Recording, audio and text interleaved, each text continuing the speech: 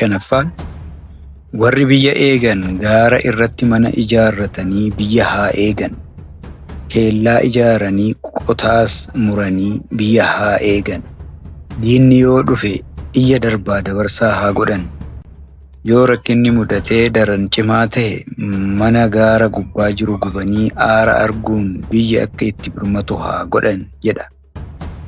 Dhaloota kaleessaa fi har'aa jidduu garaagarummaa guddaatu jira.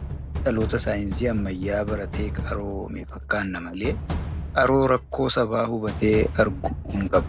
Gaafa sirni qunnamtii ammayyaa hin jirre abboonni keenya tumaa tumanii dhaloota dammaqsuun biyya eegaa fi eegsisaa turan.